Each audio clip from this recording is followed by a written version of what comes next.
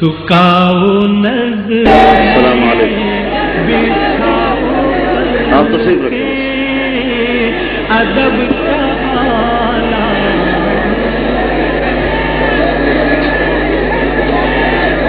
الحمد للہ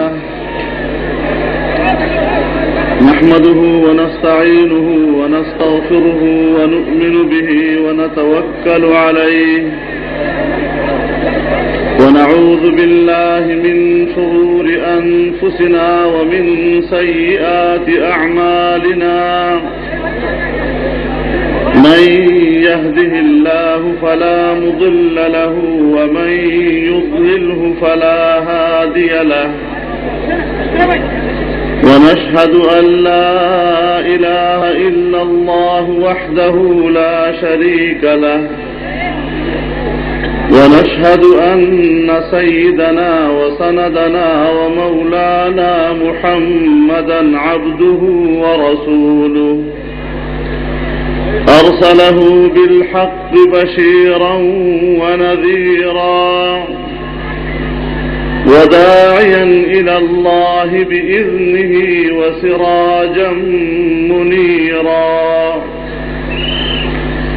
صلى الله تعالى على خير خلقه محمد وعلى آله وصحبه وبارك وسلم تسليما كثيرا كثيرا. أما بعد فأعوذ بالله من الشيطان الرجيم. بسم الله الرحمن الرحيم. يريدون ليطفئوا نور الله بأفواههم والله متم نوره ولو كره الكافرون. هو الذي أرسل رسوله بالهدى ودين الحق ليظهره على الدين كله ولو كره المشركون. صدق الله العظيم.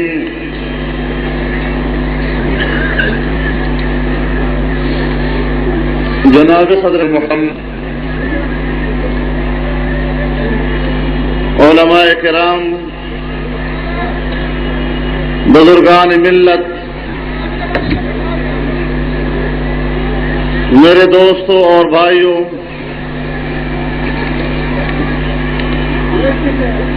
میں اس عظیم الشان کانفرنس کے انعقاد پر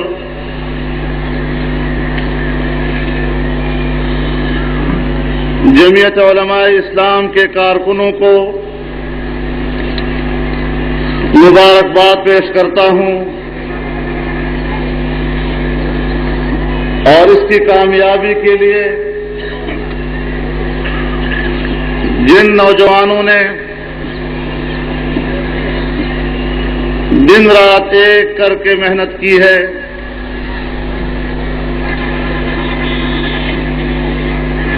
ان کی شب و روز محنت کو سلام پیش کرتا ہوں.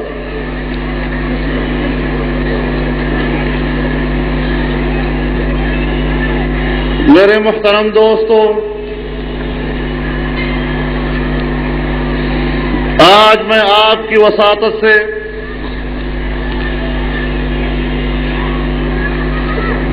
پوری قوم کو مخاطب کرنا چاہتا ہوں.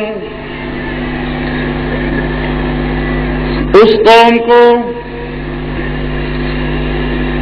جو سیاسی طور پر بے بس، معاشی لحاظ سے مفلوق الحال، تعلیمی اعتبار سے پسماندہ اور اخلاقی لحاظ سے دیوالیہ پن کا شکار ہے، کہ اگر عزت و خوشحالی اس کی مقدر ہے تو سوائے اس کے ہمارے پاس اور کوئی راستہ نہیں کہ ہم ایک ولولہ انگیز پرجوش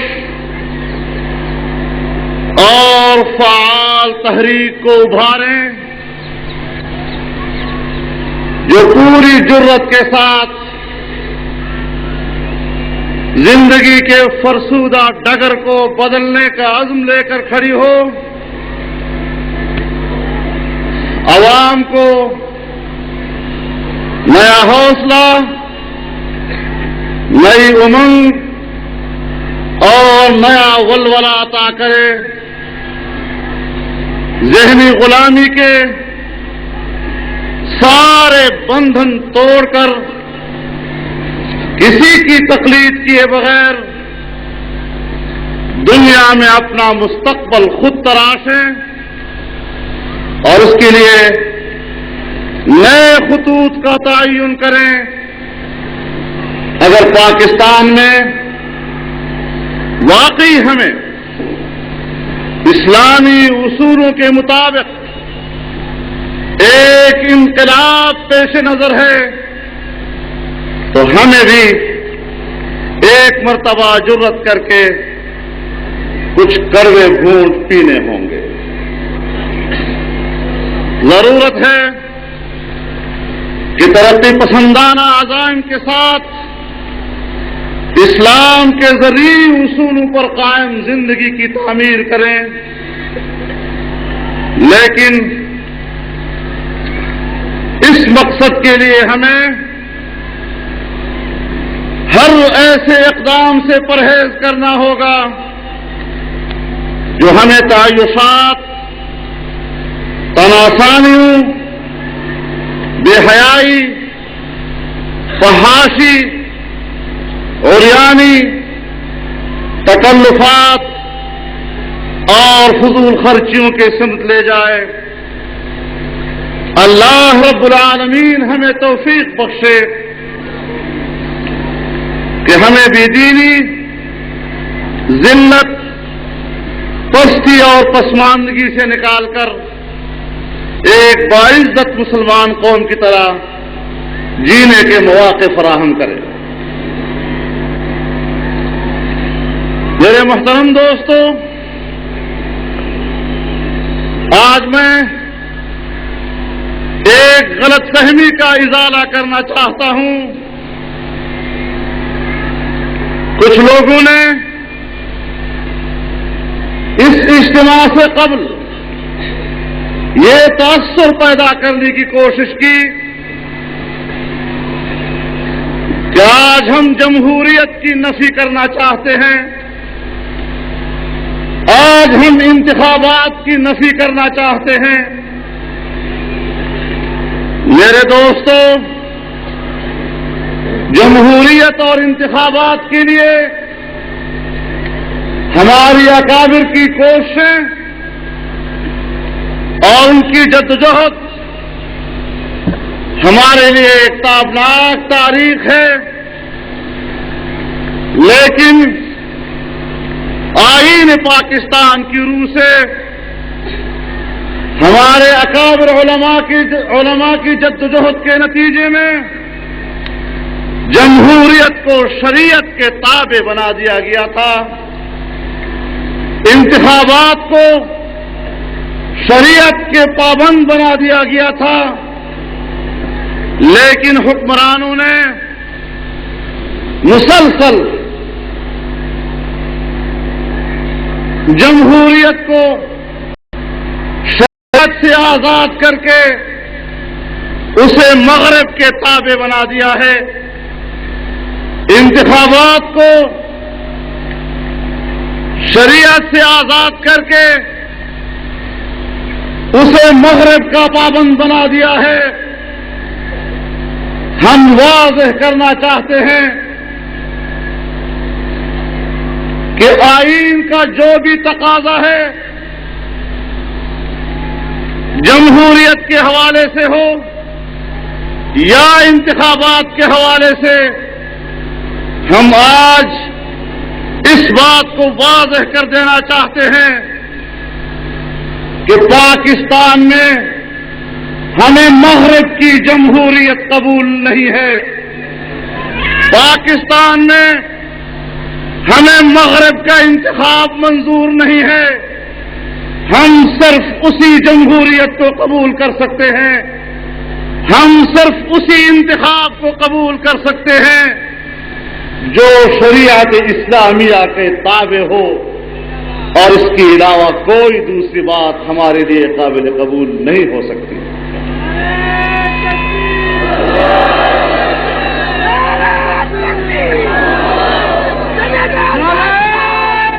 میرے محترم دوستو،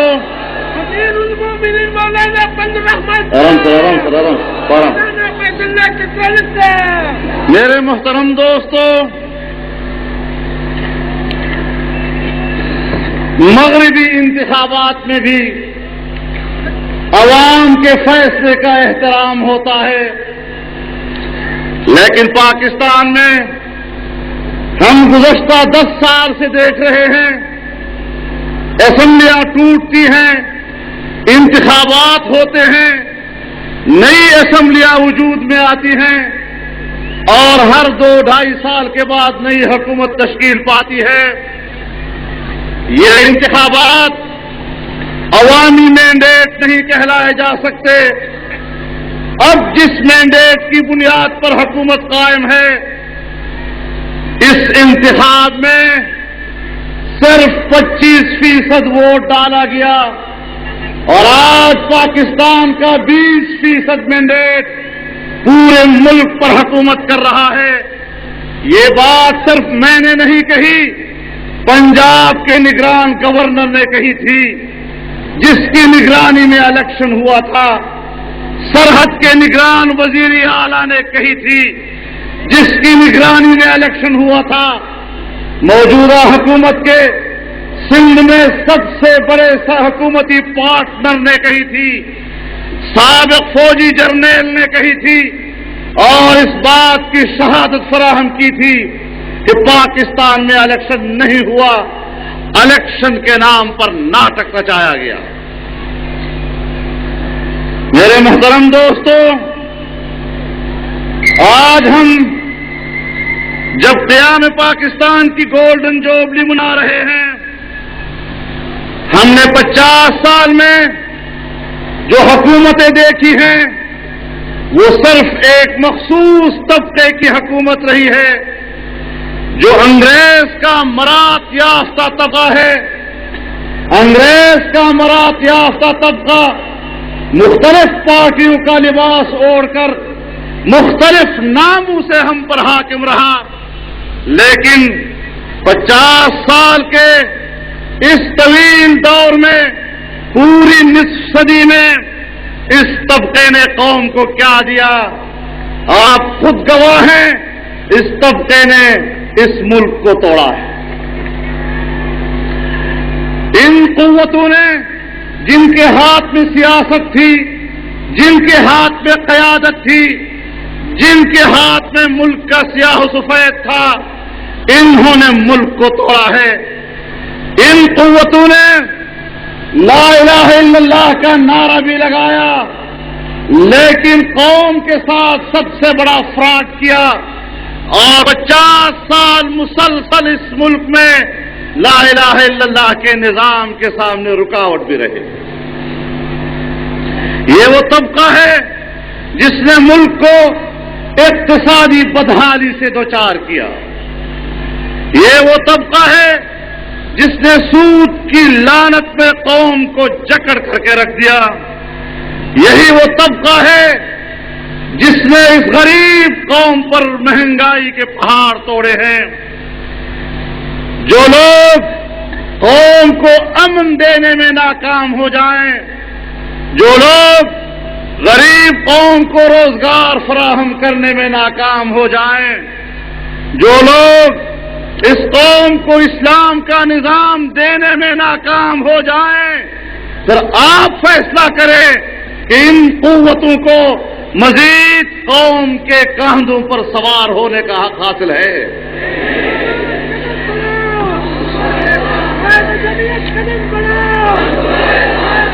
میرے محترم دوستو، ان قوتوں نے آئین پاکستان کا مذاق اڑایا ہے. ان قوتوں نے آئین پاکستان کو بازیچہ اطفال بنا دیا ہے.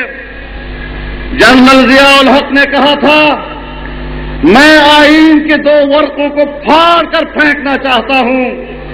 11 سال تک آئین پاکستان کو معطل رکھا. میاں نواز شریف نے آئین پاکستان کے بارے میں ہمارے سامنے یہ ریمارکس پاس کیے. اتنے بڑے آئین کی کیا ضرورت ہے؟ 2-4 ورقوں کا کوئی دستور ہونا چاہیے. یہ آئین ہمارے لیے مشکلات پیدا کرتا ہے. ہمارے علماء کرام کی جدوجہد سے آئینی طور پر پاکستان ایک اسلامی اور مذہبی ملک قرار پایا. اسلام کو ملک کا مملکتی نظام قرار دیا گیا. لیکن ان حکمرانوں کے طرز عمل نے پاکستان کو عملاً سیکولر اسٹیٹ بنا دیا. آئین کا دیباچہ کہتا ہے کہ اللہ رب العالمین حاکم مطلق ہے اور اس کی حاکمیت کے استعمال کا حق ریاست کے عوام کے پاس اللہ کی طرف سے دیے ہوئے اختیارات کے حدود کے اندر رہتے ہوئے ایک امانت ہے.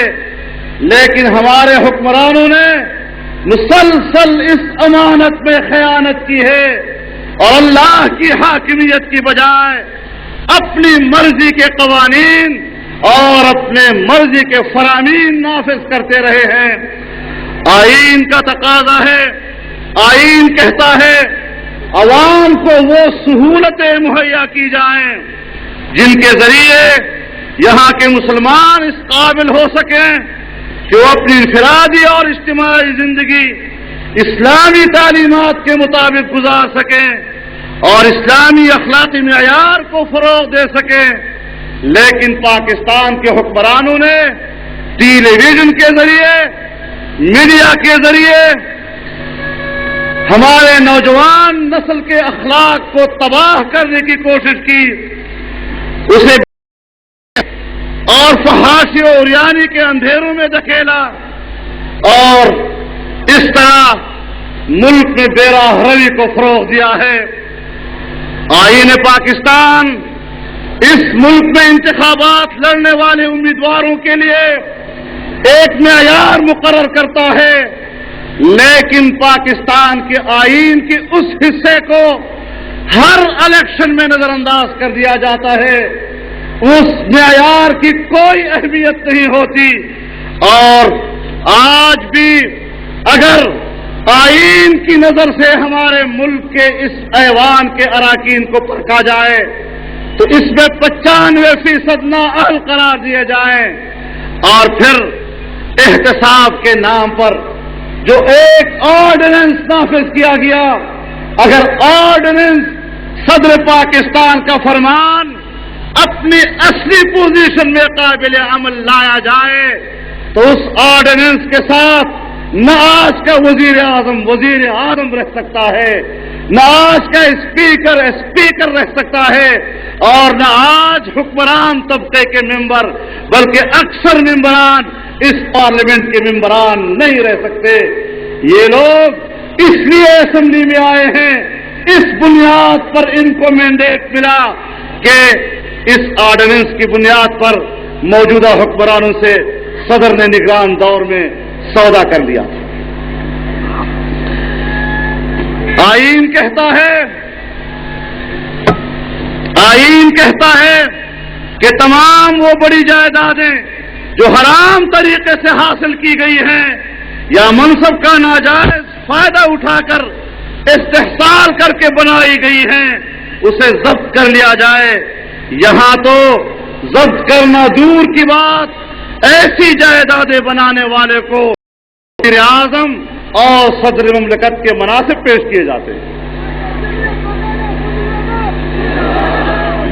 آئین پاکستان کے تحت وفاقی شرعیہ عدالت نے سود کے خاتمے کا فیصلہ دیا، لیکن میاں نواز شریف صاحب کی پچھلی حکومت نے عدالت کے اس فیصلے کے خلاف سپریم کورٹ میں اپیل دائر کر دی اور موجودہ حکومت میں آنے کے بعد اس نے اخبار میں بیان جاری کیا کہ ہم نے وہ اپیل واپس لی. یہ تاریخ کا بدترین جھوٹ تھا. انہوں نے کوئی اپیل واپس لینے کی درخواست سپریم کورٹ کو نہیں دی. اتنا بڑا جھوٹ کسی مہذب جمہوری دنیا میں کوئی اور حکمران بولتا تو وہ کرسی اقتدار پر برقرار نہ رہ سکتا.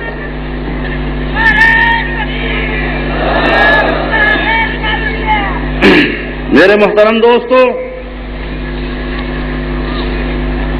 ایسی صورتحال کے پیش نظر آپ کو میں یہ بھی بتا دوں کہ ان حالات پر آج ہماری نظر نہیں پڑی. ہم ان حالات کو سن 1992 سے زیر غور لائے ہوئے ہیں، جب دنیا پر امریکہ اور مغربی قوتوں نے سیاسی، اقتصادی اور دفاعی لحاظ سے ایک سپر طاقت کی حیثیت سے حکومت کرنے کا فیصلہ کیا اور پچھلے سال اگست میں جمعیت علماء اسلام کی مرکزی مجلس عمومی کا اجلاس ان حالات کا جائزہ لینے کے لیے اور ان حالات کا نوٹس لینے کے لیے کوئٹہ میں بلایا گیا تھا. یہ ہمارے ادارے اس پر جب غور کرتے چلے آئے ہیں تو اس قسم کے نوٹس لینے کا تعلق کسی ایک حکومت سے نہیں ہے. اس قسم کے نوٹس لینے کا تعلق اس ملک کے نظام کے ساتھ ہے اور ہم مسلسل ان حالات پر نظر رکھے ہوئے تھے. آج جو ہم آپ سے بات کرنا چاہتے ہیں اس سلسلے میں مئی 27-28 کو جمعیت علماء اسلام کی جنرل کونسل کا اجلاس ڈیرہ اسماعیل خان میں بلایا گیا تھا اور آج اس قرارداد کی روشنی میں میں اعلان کرتا ہوں کہ اگر آئین پر مکمل عمل درآمد نہیں ہوتا، اسلامی نظریاتی کونسل کی سفارشات کی بنیاد پر تمام اسلامیات کو قرآن و سنت کے مطابق بنا کر آئین کی مکمل اصلاح نہیں کی جاتی، حکمران اپنا کردار آئین سے ہم آہنگ نہیں کرتے، آئندہ انتخابات میں امیدواروں کا تعین آئین کے مطابق نہیں ہوتا اور کسی بھی نادہندہ کو الیکشن میں انتخابات سے نہیں روکا جاتا تو جمعیت علماء اسلام ایسے انتخابات میں حصہ نہیں لے گی.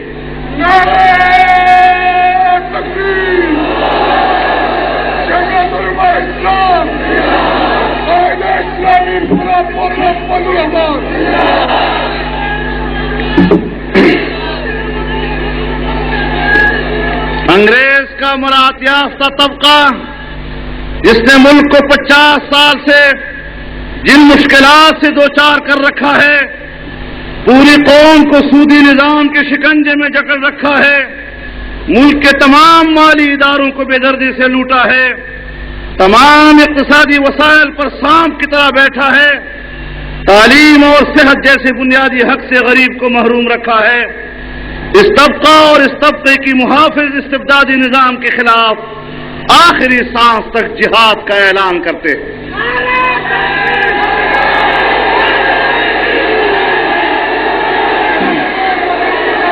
نعرہ تکبیر! نعرہ تکبیر! جمعیت علماء اسلام! جمعیت علماء اسلام! سبیلنا سبیلنا!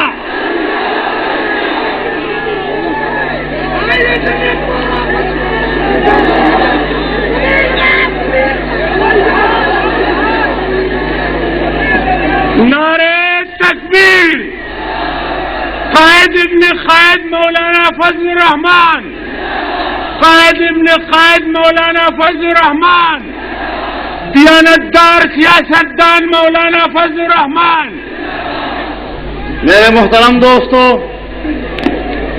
پورے ملک میں جمعیت علماء اسلام کے کارکنوں کو کچھ ہدایات دی جاتی ہیں. آپ پوری توجہ سے ان ہدایات کو سنیں. ہر کارکن ہر سطح پر اپنے امیر کی اطاعت کرے. کوئی کارروائی امیر کی اطاعت کے بغیر نہ کرے. انفرادی طور پر کوئی اقدام نہ کرے، بلکہ جماعتی قوت کے ساتھ اقدام کریں. ہر سطح کا امیر جماعتی قوت کو مشاورت کی بنیاد پر منظم کرے اور مناسب حال اپنی جماعت کو ہدایات دیتا رہے. اگر کسی فیصلے یا اقدام میں کوئی مشکل ہو اور اس میں کوئی رکاوٹ ہو تو بالائی امیر سے ہدایات لے اور مرکزی امیر کے فیصلے کو آخری اور حتمی فیصلہ تصور کرے.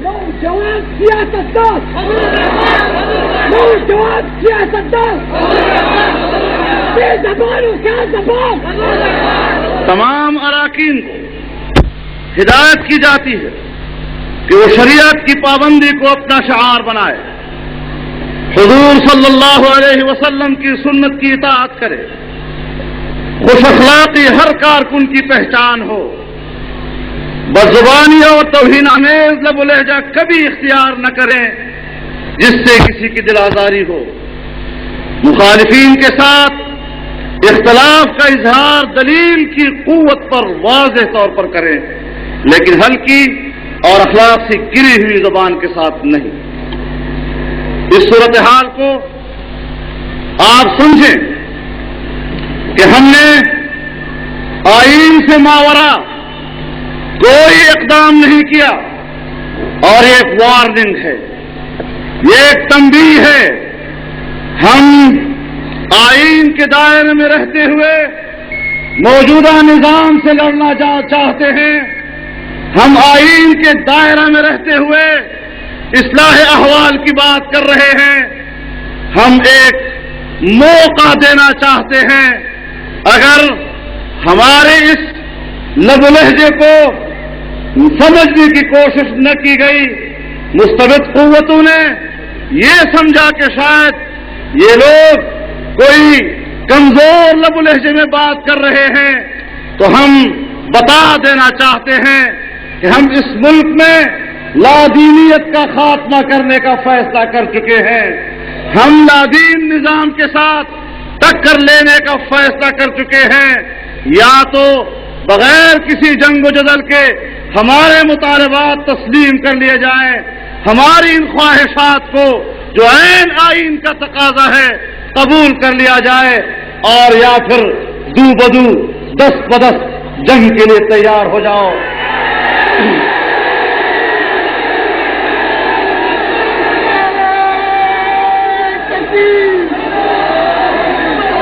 نعرہ تکبیر!